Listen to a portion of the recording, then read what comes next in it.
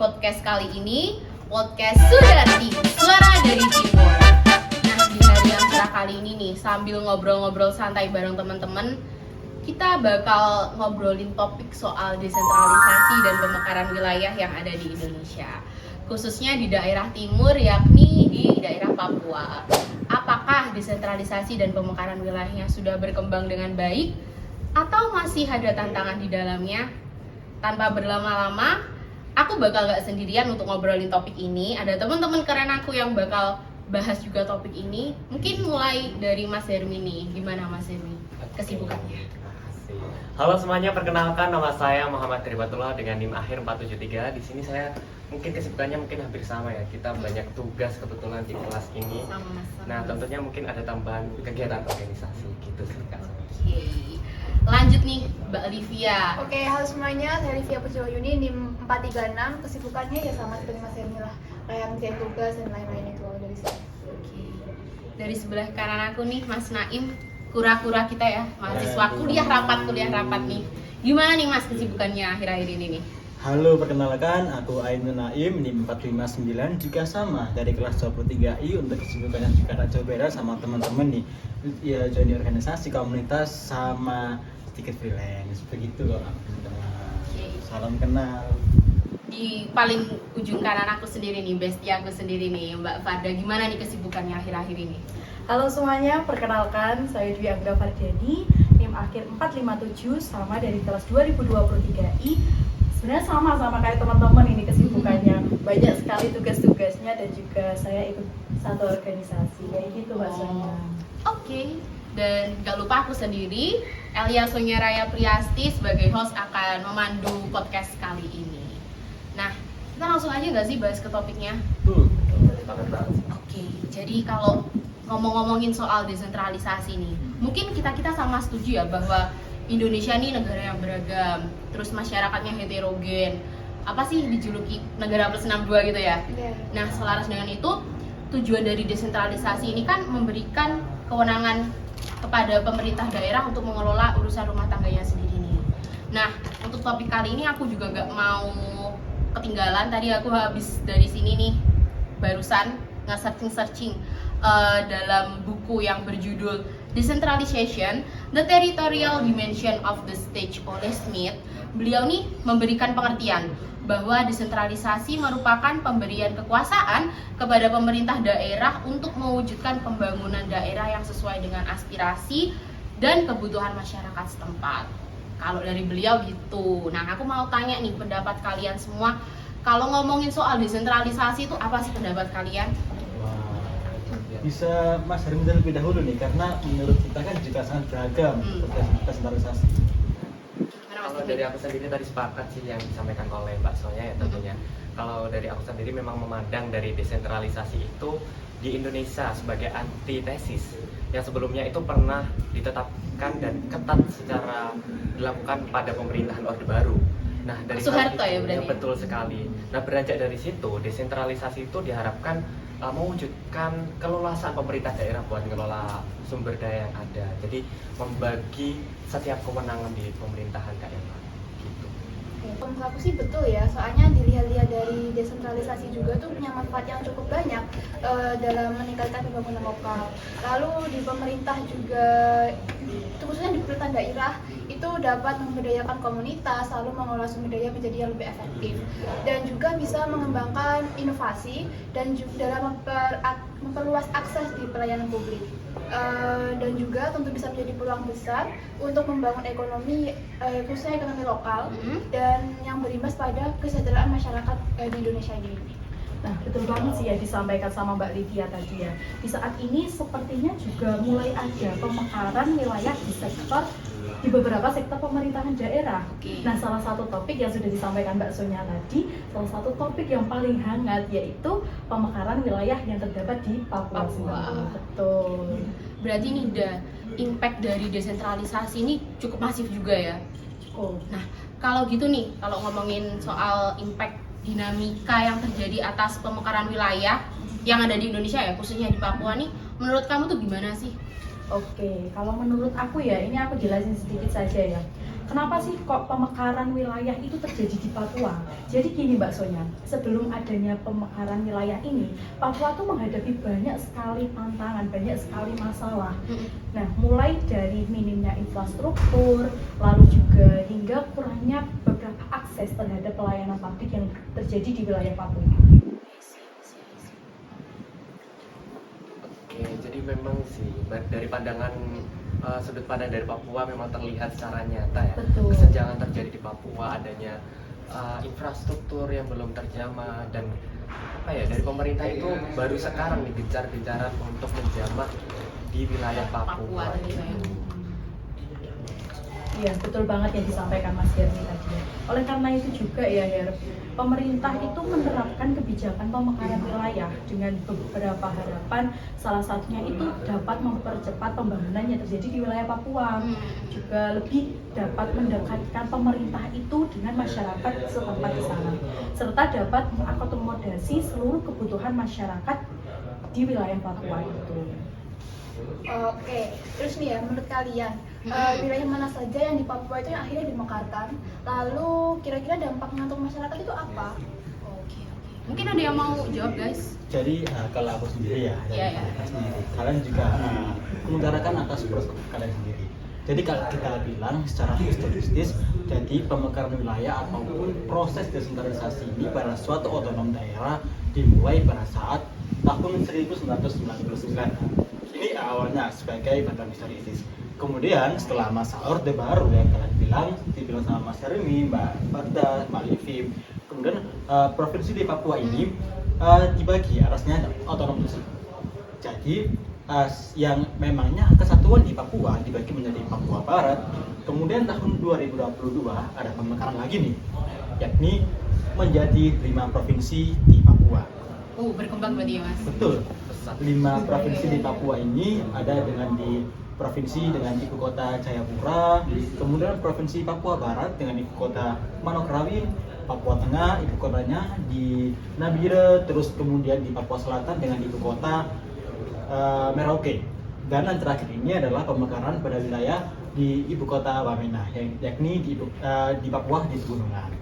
Jadi dalam konteks pemekaran ini, Mbak Livi, ini menimbulkan banyak dinamika. Selain itu banyak dari sisi positifnya. Selain dari pemerintahan juga dalam kesejahteraan masyarakat untuk bersama-sama menjalankan otonomi pemerintahannya. Jadi ya proses ini diharapkan masyarakat bisa merasakan lebih untuk kebijakan publik dan juga pelayanan publik yang lebih prima. Selain itu pelayanan publik yang lebih bagus dan juga pastinya layanan ini berimbas pada layanan kesehatan, layanan pendidikan. Ya ini sangat diusahakan untuk sebagai faktor peningkatan ataupun faktor pemerataan. Kalau kita lihat kan di daerah tertinggal di Indonesia, kita pasti pemikirannya ada di daerah timur, di daerah Papua. Iya, benar sih. Kemudian tidak hanya di sisi positifnya, tapi ada banyak ataupun kemungkinan yang sudah pasti dinamika yang ada di provinsi Papua yang kemungkinan nantinya akan ada potensi konflik sosial, kemudian potensi permasalahan yang ditimbulkan atas gesekan ataupun dinamika antar kelompok maupun antar identitas di wilayah tersendiri di Papua. Itu. Oke. Lalu setelah adanya pemekaran wilayah tersebut ya, imbas pada tantangannya juga ada kan. Lalu yang menjadi fokusnya itu apa dari tantangannya itu? Sebenarnya itu kayaknya perlu buat klik terlebih Nah, dahulu. Pemantik yang cukup bagus Mbak Livia. Oke guys, kita coba fokusin aja ya. Gimana sih perspektif masyarakat Papua dan pemerintah dalam menyikapi desentralisasi asimetris? Kita ngobrolin soal desentralisasi asimetris saja ya. Jadi kan kalau menurutku sendiri kan, desentralisasi asimetris ini kan memberikan kewenangan khusus untuk daerah yang memiliki kebutuhan khusus juga kan, untuk mengelola apa sih sumber daya mereka, apa sih yang mereka inginkan, apa sih yang mereka butuhkan. Kalian setuju gak kalau gitu? Nah, dari teman-teman sendiri aku juga kepo nih, apa sih kira-kira upaya yang dilakukan baik pemerintah maupun masyarakat terhadap desentralisasi asimetris ini? Tampaknya sih dari segi pemerintah juga udah mencoba mengkolaborasikan dari berbagai stakeholder ya. Salah satunya nih juga berfokus pada desentralisasi asimetris itu tak jauh dari kebijakan otonomi khusus yang termuat dalam Undang-Undang Nomor 21 Tahun 2001. Nah, yang kemudian itu direvisi kembali di tahun 2021 gitu. Dengan hakikat yang sama sebenarnya. Jadi undang-undang tersebut sama-sama bertujuan untuk mempercepat pembangunan dan mengurangi ketimpangan dan kesenjangan di Papua tersebut. Gitu. Namun dari undang-undang tersebut ya, apakah sudah dapat merepresentatifkan harapan masyarakat terhadap kesejahteraan dan keadilan ini? Ini yang jadi sumber masalahnya ini. Ya, betul. Ini yang perlu kita bahas.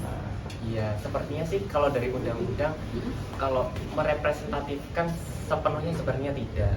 Tapi dari undang-undang itu tampaknya itu untuk pengendalian yang ada di wilayah itu supaya nantinya desentralisasi itu berjalan dengan tertib. Nah, dengan adanya undang-undang ini juga memunculkan harapan yang cukup gemilang di mana nantinya mengelola sumber daya alam mereka yang cukup melimpah karena cukup diperebutkan dengan berbagai negara yang seperti Amerika yang ingin memperebutkan lagi Freeport dan lain sebagainya, dan juga untuk melindungi kepentingan lokal. Nah, namun sayangnya sih terdapat masyarakat yang masih berpandangan bahwasanya dengan adanya desentralisasi ini kayak memutus kebudayaan yang ada di Papua ini. Nah, contohnya sih tingkat kemiskinan di Papua juga masih tinggi.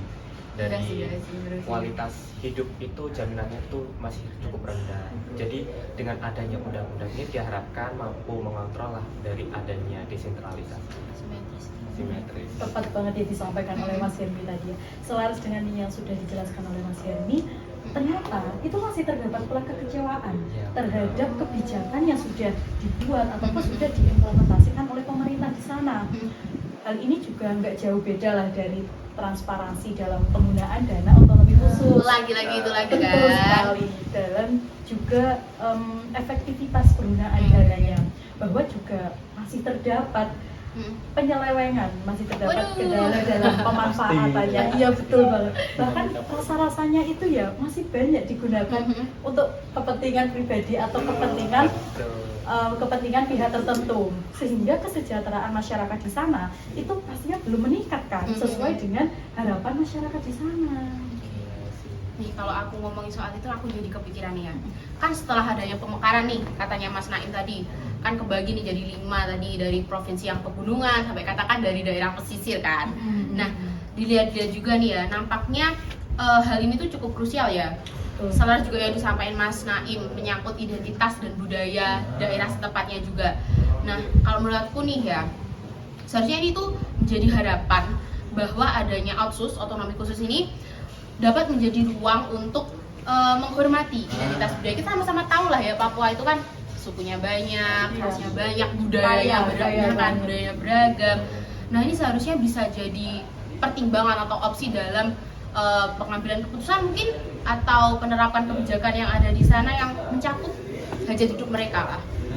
Nah, kembali lagi nih ngomongin soal kebijakan, ya pasti ya gak jauh-jauh lah ya dari peran pemerintah, setuju semua kan? Setuju banget. Nah, dari kalian ya, apa sih perspektif pemerintah melihat desentralisasi asimetris yang ada di Papua? Nah, oke. Kalau kita melihat perspektif pemerintah dalam desentralisasi asimetris di Papua ini, terdapat beberapa poin sih, Mbak. Itu yakni strategi pemerintah itu. Silakan teman-teman juga boleh kok. Yakni strategi pemerintah itu dalam stabilitas, di mana pemerintah itu memandang desentralisasi asimetris ini sebagai langkah untuk mengurangi ketegangan dan konflik yang ada di wilayah Papua. Meskipun demikian, ternyata berbagai permasalahan di Papua itu masih aja terjadi, sehingga tujuan stabilitas ini pastinya masih menyeleweng lah dari tujuannya, belum tercapai secara menyeluruh. Juga ternyata pengakuan terhadap hak-hak masyarakat adat itu juga sangat penting. Dalam beberapa kebijakan, pemerintah itu juga berupaya untuk mengakui hak-hak masyarakat adat di Papua dengan mengakomodasi partisipasi masyarakat asli dalam struktur pemerintahannya. Namun, keterbatasan dalam pelaksanaan di lapangan serta birokrasinya itu masih rumit, sehingga masih menjadi penghalang untuk mencapai tujuan ini. Meskipun secara hukum kebijakan itu sudah mendukung desentralisasi ya, Iya. namun masih terdapat beberapa tantangan dalam pelaksanaannya. Banyak sekali kebijakan yang tidak terimplementasi dengan baik. Hal ini juga mengakibatkan kesenjangan yang cukup besar ya untuk antara kebijakan dan realitas di lapangan yang terjadi. Seperti itu. Jadi menimbulkan konflik yang cukup rumit dan juga kompleksitas Nah, iya. Contohnya kemarin yang masalah hutan adat Nah, itu memungkinkan itu salah proses satunya. Betul sekali. Makanya memang dibutuhkan untuk penguatan SDM ya, betul Iya. sekali. agar desentralisasi ini benar-benar berjalan secara Terimplementasi dengan Dengan baik. baik. Kita bilang istilahnya sebagai Papua pemilik sumber daya alam Iya, terbesar untuk terbesar. kedepan. Iya. Tapi Iya. bagaimana cara menjadi para SDM tersebut? Iya. Betul. Ini yang menjadi tanda-tanya. Terus menurut Mbak Livia sendiri gimana ini? Oh, kalau ditarik-tarik dari kesimpulan desentralisasi asimetris itu yang ada di Papua, kita masih banyak isu-isu yang sangat kompleks ya. yang disebutin Mbak Farda tadi juga. Iya, tentunya yang menyangkut berbagai harapan dan tantangan masyarakat di sana. Lagi-lagi penguatan dalam hal ini yang kurang transparansi dan pelaksanaan kebijakannya itu yang menjadi indikatornya ya kan? Iya. Betul. Tapi di sisi lain ya, Hmm. pemekaran wilayah yang ada di Papua ini juga menimbulkan dampak pada pemilu. Iya. Oh. Yang menjadi topik penting Ya, ya. yang kemarin itu. Dalam konteks desentralisasi asimetris di Papua ini terdapat beberapa tantangan. Contohnya pada keterwakilan dan partisipasi politik. Nah, kita sama-sama tahu lah ya. Teman-teman di sini tahu, teman-teman juga tahu semuanya kan. Hal ini seharusnya itu pemerintah dapat memberikan kesempatan untuk masyarakat Papua di sana. Aku asli loh ya. Betul, Ya. untuk dapat terlibat langsung dalam memilih pemimpin yang nanti pemimpin ini bisa memperjuangkan kesejahteraan dan pengakuan budaya Papua. Seperti yang tadi teman-teman sampaikan bahwa Papua ini beragam Kaya sekali lah ya, Papua, iya. beragam sekali budayanya. Nah. Seperti itu. Tapi ya gitu dalam realitasnya partisipasi masyarakat Papua itu maksudlah seringkali terhambat dalam Ya proses mungkin kita bilang informasi. tadi masalah akses ya. Nah. Betul. Jadi dengan desentralisasi ini menjadi akses yang lebih untuk hiburan publiknya. Untuk masyarakat Papua itu juga masih minimnya keterlibatan masyarakat Papua dan sistem pemilu di sana itu mungkin tidak cukup terbuka lah terhadap aspirasi masyarakat di sana. Dan pada pemanfaatan dana otonomi khusus kembali lagi nggak jauh dari penyelewengan dana untuk kampanye partai-partai tertentu biasanya. Lagi-lagi yang bisa merasakan siapa? Elit-elit Elit, politik ya. kan pastinya. Masyarakat yang dirugikan lagi ya. Nah. Betul. Nambah ini dari yang kamu omongin Ida. Papua ini kan sebenarnya masih dalam proses pemulihan dari ketegangan ya. Kita sama-sama tahu lah kalau akhir-akhir ini nih banyak banget gencar-gencarnya bahwa konflik nih sempat terjadi aja di daerah itu kan. Nah, kalau persaingan politik makin sengit lagi terus ditambah lagi pemilu kemarin tuh malah bisa memperkeruh situasi kan. Iya. Nah, apalagi kita sama-sama juga tahu bahwa di beberapa daerah di area di Papua itu kan masih sensitif juga terhadap isu keadilan, terus isu ketimpangan pembangunan juga. Jadi kalau menurut aku nih, pemilu ini bukannya mendapatkan atensi, mendekatkan masyarakat lebih dekat lagi, tapi malah bisa membuka luka lama yang mungkin nggak ditangani dengan baik lagi. Kalau kita balik lagi ya, kita balik lagi ke topik yang hot ini, topik yang benar-benar sampai sekarang mungkin nggak bisa digeser, Masih dan dibahas ya, Mas. masih dibahas. masih terbawa sampai Nah, Iya, masih. mungkin sampai ke depan juga masih sama. Nah, Masalah pemilu 2024. Pak. Banyak huru hara, banyak yang atensinya menjadi perbincangan. Kalau kita lihat di konteks Pilpres 2024 kemarin ya, jadi sebagai harapan masyarakat, selain juga harapan masyarakat Papua, sebagai tentunya masyarakat di Indonesia, hal ini bisa menjadikan momen untuk perubahan. Oke. Perubahan dalam arti para kandidat membawakan janji-janji yang positif dan juga peningkatan kesejahteraan di Papua. Seperti itu.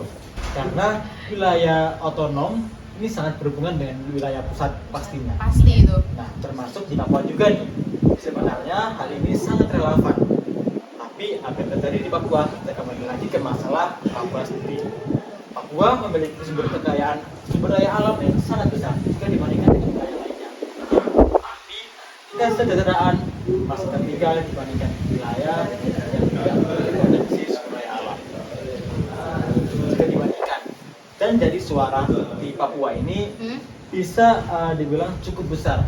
Oke. Dan juga untuk sebagai satu kali wilayah yang memang suara terbesar dan juga dampak dari desentralisasi di otonomnya. Di Papua, Pilpres 2024 ini bakal penting untuk menunjukkan suara dan juga aspirasi mereka, khusus di masyarakat Papua. Tapi balik lagi, pandangan atas dinamika sosial dan politik ini yang menjadi akses yang penting. Sebagai di masyarakat Papua, ini menjadikan akses yang memadai untuk diberikan informasi, pendidikan, dan juga pendidikan politik. Apa yang sudah seharusnya didapatkan oleh masyarakat Papua. Sehingga sulit untuk mereka menjadikan benar-benar memilih ataupun menyuarakan atas aspirasi apa yang sebenarnya mereka rasakan. Secara bebas dan juga berdaulat. Kalau kita bilang masalah di Papua, mungkin balik lagi dinamika dan sosial politiknya ini nggak bakalan selesai gitu.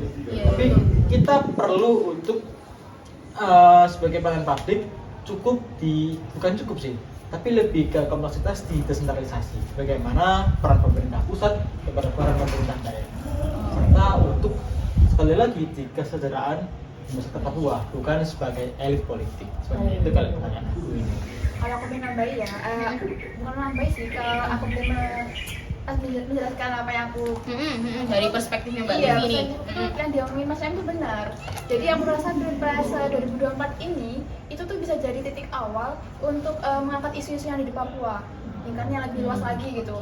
Karena kan selama ini suara dari daerah-daerah seperti Papua itu kan kayak daerah-daerah ya istilahnya dalam lah, terpencil, pesisir gitu lah. Itu kan sering kali diangkanya cuma di dalam kertas saja, kayak apa yang mereka bilang kayak terus gini seperti ini tuh kayak angin lalu lah ya kan. Karena gagasan tapi tidak ada implementasi. Iya, betul sekali.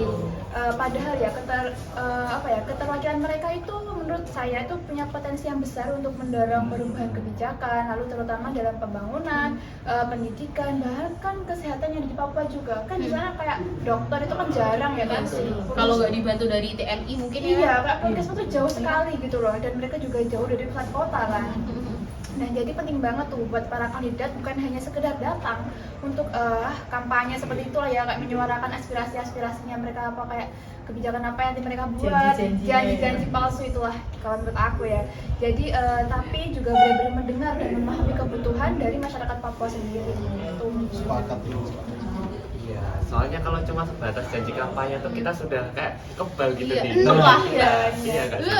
Ya khawatirnya sih dari pemilu itu kalau di Papua ya cuman memenuhi syaratnya aja, cuman tampil, tapi ya emang apa yang benar dikatakan teman-teman ini nggak ada implementasi yang benar. Gimana? Iya. Apalagi suara-suaranya itu juga didominasi dari rekomendasi pemerintah pusat kan. Pembangunan wilayah, Iya. pusat. Kemudian apakah benar aspirasi atau keterwakilan rakyat Papua ini berhubungan? Nah. Ataupun hanya kandidat paslon ini untuk mencuri hati masyarakat? doang ya. Jadi manis di awal doang ya Mas. Nah, Cari suara yang Iya, betul. Ya, apalagi kita perlu tekankan juga sepertinya kalau presiden sudah terpilih sebelumnya ini ya, dia harus sadar dan peka apa yang concern penting dalam Papua itu, kepentingan apa yang harus dimunculkan dan apa yang dilindungi. Sepertinya harus mengingat kembali bahwasanya bulan-bulan ini kan bulan buat pemilu di pemilihan gubernur sama bupati. Tepat banget sih yang disampaikan Mas Hermi tadi. Apalagi kita tahu kalau di Papua itu banyak komunitas adat yang sebenarnya itu bisa jadi suara kuat kan untuk Pilpres 2024 ini. Kalau saja aspirasi mereka itu benar-benar Didengarkan lah ya. benar-benar dihargai, itu mereka padahal perlu banget pemimpin yang paham betul dengan Sikonnya di sana betul, gimana. situasi sosial budayanya mereka itu seperti apa. Lalu juga pemimpin itu siap untuk melibatkan masyarakat asli atau masyarakat adat dalam pengambilan keputusan yang disesuaikan dengan Apa sih kebutuhan mereka? Betul, kebutuhan masyarakat di sana. Karena pada akhirnya kesejahteraan wilayah Papua itu bukan cuma soal uang atau infrastruktur, tapi juga soal rasa memiliki dan pengakuan terhadap rasa identitas mereka. Kita tahu sendiri ya di Papua ini sangat kental dengan budaya. Iya.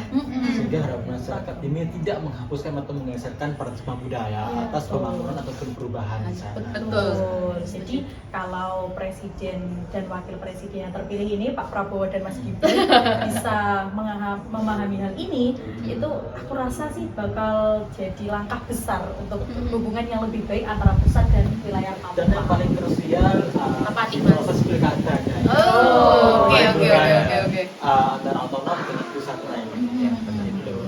Bener banget nih teman-teman. Jadi bukan cuma masyarakat Papua nih yang harus lebih aktif terlibat dalam pilpres apa pemilihan ini. Iya, tapi kita juga sebagai bagian dari bangsa ini juga harus terlihat aktif juga. Lalu kita juga harus mendukung kebijakan yang lebih inklusif dan lagi. juga ya adil, termasuk di Papua, ya kan? Pilpres 2024 ini kan juga bisa jadi momentum paling penting. Kan ada pesta rakyat nggak sih Kak? Iya. Dua kali 2024 di pilpres, kemudian 2024 November di pilkada. Iya, itu pesta rakyat 2 kali. Seharusnya kan jadi momentum yang penting gitu. Iya. Asalkan semua pihak itu benar-benar mendukung keterkaitan dia yang lebih kuat dalam acara ini. Gitu. Semoga aja nih ya ke depannya ada perubahan nyata yang dirasakan oleh semua orang dan juga bukan cuma dari pasangan. Ini. Apalagi masyarakat Papua. Kalau cuma jadi kan ya Bang. Iya, isu masyarakat betul. ini. Karena cuma jadi-jadi Biasa doang. lah. Petugas partai Konoha. Di mana tuh, Mas? Oke guys, obrolan kita udah mulai santai, cair. Nah, gak kerasa nih, kita udah di penghujung topik soal desentralisasi dan pemekaran wilayah yang ada di Papua. Nah, terima kasih nih buat kalian yang udah stay tune melihat video-video kita, ngobrol-ngobrol santai kita pada hari ini. Nah, jangan lupa terus dukung kebijakan berkeadilan dan tetap kritis dalam keputusan yang diambil nantinya. Iya betul banget. Kita semua juga memiliki peran yang sama buat mengawal setiap kebijakan yang dikeluarkan oleh pemerintah. Kita harus bijak menyikapi setiap kebijakan yang dikeluarkan. Betul. Sebagai kita seorang mahasiswa juga ya. Nah. Jadi sebagai kewajiban nih seorang mahasiswa sebagai kajian isu, mengirim isu, kemudian untuk paham atas apa yang dibutuhkan masyarakat dan juga tetap juga masyarakat. Betul. Nah, oke. Itu saja dari kita. Sampai jumpa di episode berikutnya. Tetap semangat, tetap kritis, dan sampai jumpa.